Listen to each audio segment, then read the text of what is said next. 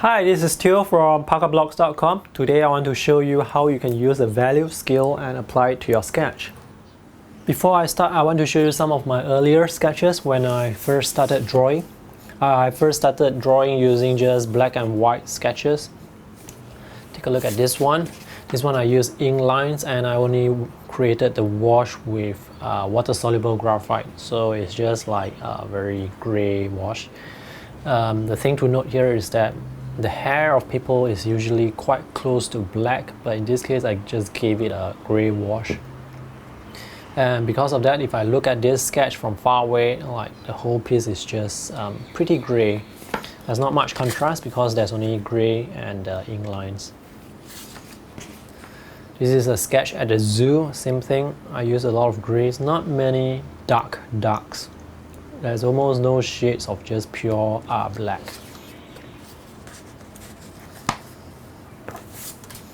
This sketch is also from the zoo. This one I like it better because there's gray and there's also the darker areas. So the darker areas will contrast with the lighter areas to give it more contrast. And I think I like this sketch much better because of that. You get more variations as well. You have the white, the gray, and the very dark gray. A value scale is actually just a series of steps with each value differing from the other. So this is an example of a 1, 2, 3, 4, 5, 6, 7, 8 step value chart. Today I'm going to show you a 4 step because I want to save time. I don't want to create so many shades. And basically I'm just going to shade one box here. The most important thing to take away from this exercise is one shade should be darker than the other shade. I'm using a HB pencil for this one. I'm just shading the box very casually. This is 4B. Basically, just make this box darker than the first box so that you can see a difference in the shade. And then I have the last one, this is 4B and this is 8B. Again, make it even darker. Just make it as dark as possible. You can see all the graphite coming off from the pencil because I'm using it at full strength.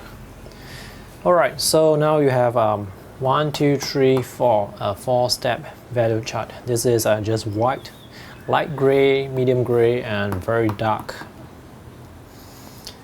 Let me show you how to apply it to a sketch. Let's take a look at what I'm going to shade later. This is the building called Malay Heritage Center. First few things to note first is the sky is very white. We have the very dark orange roof. The paint that is used to paint the building is yellow, so it's also very light. We have the trees, the foliage, and we have some sort of the grass in front. This is a sketch that I sketched of the Malay Heritage Center from the side. I'm going to make an assumption that the light is coming from this side first. So I'm just going to draw this arrow here to get. I use the two trees to frame the drawings, so I'm just going to color the two trees first. Or maybe I'll just start with the lighter side first. So as the sun is coming from this side, I'm going to shade lightly all the areas that I know that are dark in colors. That would be, for example, the roof. I'm just going to shade lightly. The side of this building, which is blocked by the front, and also the roof here. There's also a roof, horizontal roof here as well.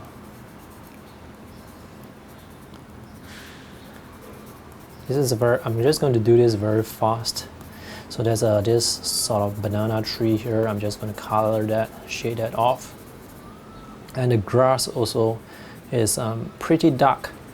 When I say it's dark compared to its surrounding. So this is the walkway, which is lighter than this grass. So this grass is dark when you compare it to the walkway.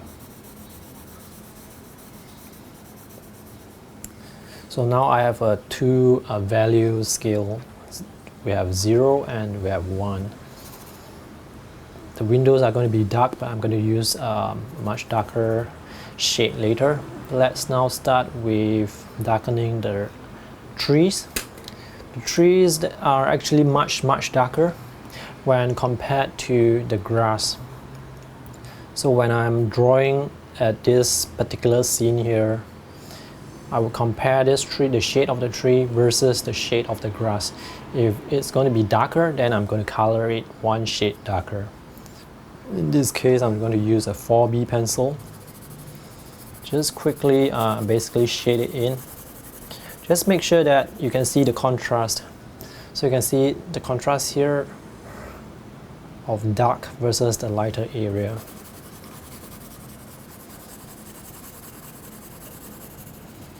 The contrast is very important. Without the contrast, it will be just a single shade.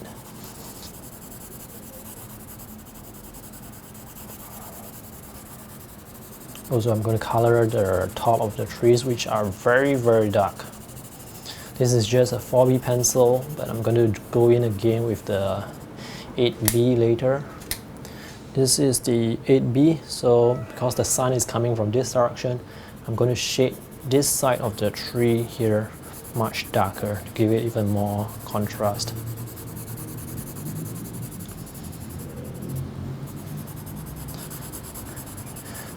So basically when I'm drawing, I'm just thinking, is this lighter versus is that darker? Is this lighter than that? Is that darker than this? So I'm always constantly making these comparisons. Also, I think there's the foreground here, which is the same grass that's used here as well. So I'm just going to go in with a light pencil. You can see that I'm going very fast because accuracy is not very important in this particular sketch. I just want to show you the concepts of applying shades.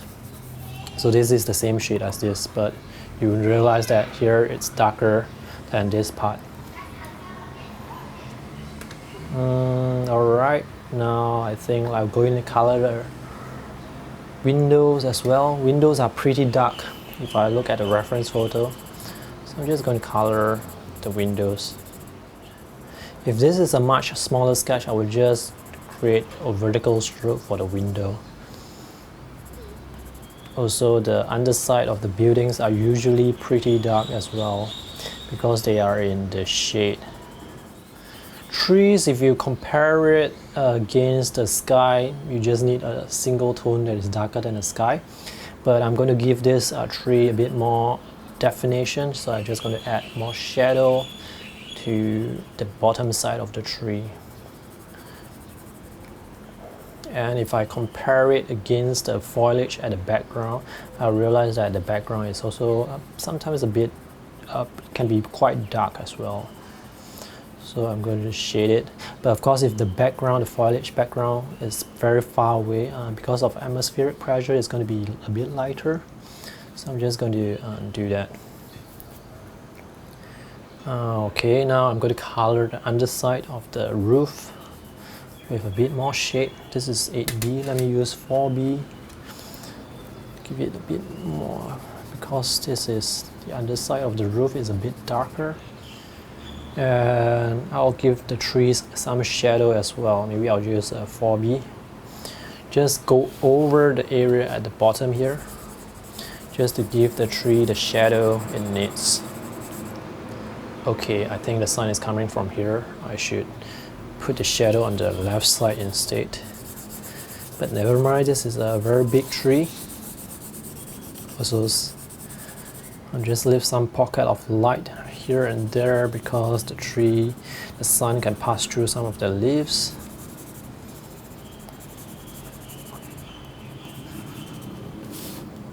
I'm just going to go in with the HB again to make it even more dark. Especially the leaves here. Trees can be really very dark. Let me sharpen the pencil first. So I have the dark versus the dark leaves versus the sky.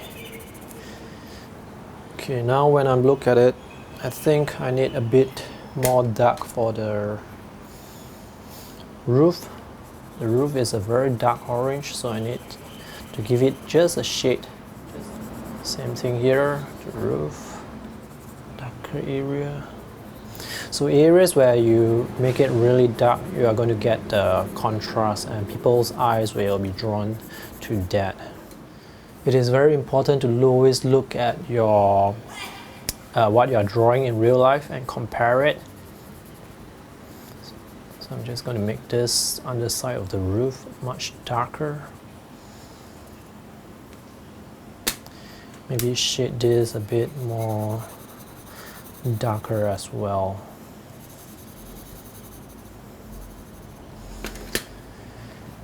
Alright. I'm doing some final touch up to the top of this sketch here, just to make the whole part black. Alright, let's talk about the values that I use in this particular drawing. So for the sky, I did not use any shade, so that is represented by a 0 here, no shade. So as I look to the tree on the right side here, it's one shade darker than the sky, so I label it as 1. The shadow side of the tree is darker than the lighted side of the tree, so that's a 2.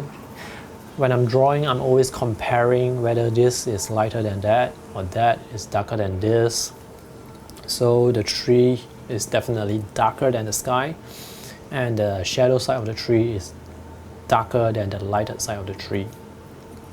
Then we go all the way down to the grass pasture here. So the whole trunk is actually quite black because the shade is the same as the shadow side of the tree, so I color it in the same shade. Then we move left to this tree on the foreground. This tree on the foreground has more contrast because it's nearer, and also the shade is a bit darker than the grass which is under the sun. In this case, I shaded it darker as well, so this tree here is one shade darker than the grass here. I label that as 2, and the shadow side of this tree is darker than the lighted side, so that's another shade darker. So overall, I just have light gray, dark gray, and very dark. So that's about 1, 0, 1, 2, 3, about 3 shades like that. And also one thing to notice here is the shadow side of the buildings, they can be very dark, and this is also very dark. Sometimes they will merge together, and you will not be able to see the difference very much, and that is called the lost edge. It can work very well at times. Let's take a look at the shadow cast by the foreground trees. This is also very dark because I use the same shade that is similar to the shadow side of this tree. So I go all the way down and basically just shade the shadow using the same shade. But when I'm comparing this shade versus the walking path here, this is actually a 0 because I did not use any shade. So this is about 2 or 3 steps darker than the walking path, so you can see the contrast there. But this walking path is just one shade lighter than the grass pasture here. Same thing with the buildings. I'm not sure if I want to give it a bit more definition, I can increase the shadow. I think in generally speaking, shadows can be quite dark, especially on a very bright sunny day. And if you want the contrast, definitely go in and add more, make it darker.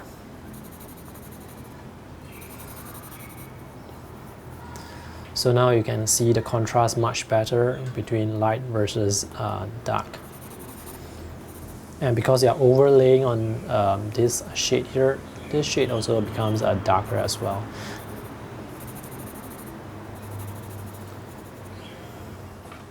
This is the completed sketch that I finished in double QuickTime. I just want to show you some quick sketching and how I apply the value skill to my own sketches, and you can use this example and you can practice this on your own as well because it's really very easy.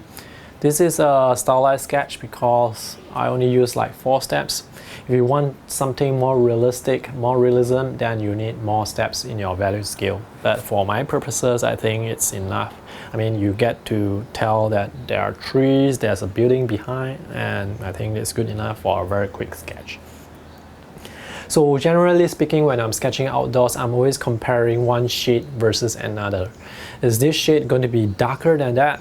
If it's lighter than that, and I'm just going to keep it that way, but I'll just darken the shade that's just beside it. So I'm just comparing it across the whole sketch and see if it's darker. I'll just make it one shade darker. Especially for graphite, it's very easy, just make it one shade darker. This is something you can practice on your own. So if you have any questions, feel free to ask me in the comment section below. I also post some links to some of my sketches. You can check them out as well. If you have not subscribed to my YouTube channel, do so for more sketching tips, art product and art book reviews. Thanks for watching and have a nice day. See you again.